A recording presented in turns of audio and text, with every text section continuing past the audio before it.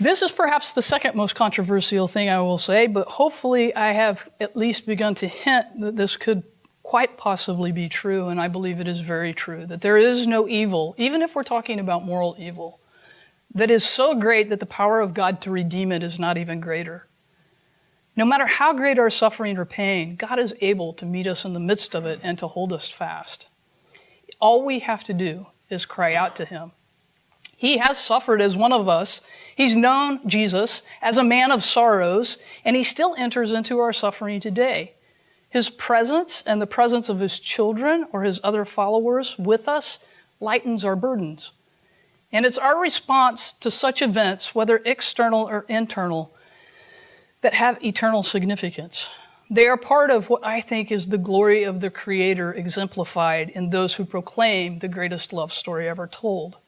And I believe that through these processes, God is fitting us for eternity with him. I think that's what the soul formation is. He's fitting us for eternity with him and with one another. That's the greater good that he wants to work through us in these momentary light afflictions.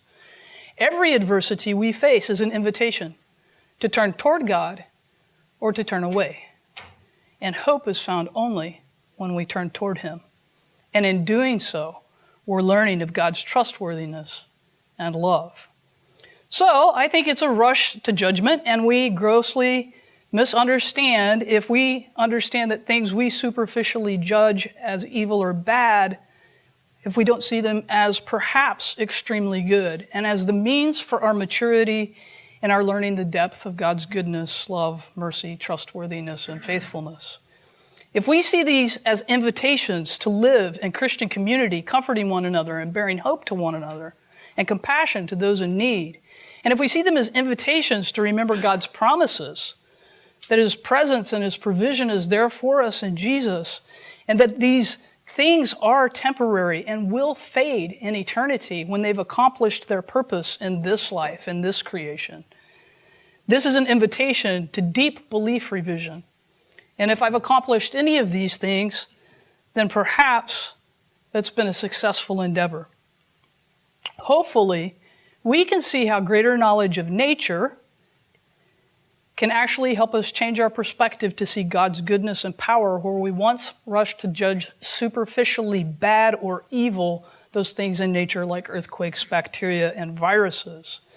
And as we disassemble a view of natural evil, we see that God's revelation in creation reinforces a Christian view of God as rich in love and in provision, and that his heart to us is abundantly good. And now, hopefully, we can see, at least begin to think, of how suffering and adversity can be an invitation to exercise and grow human virtue and a veil of soul-making.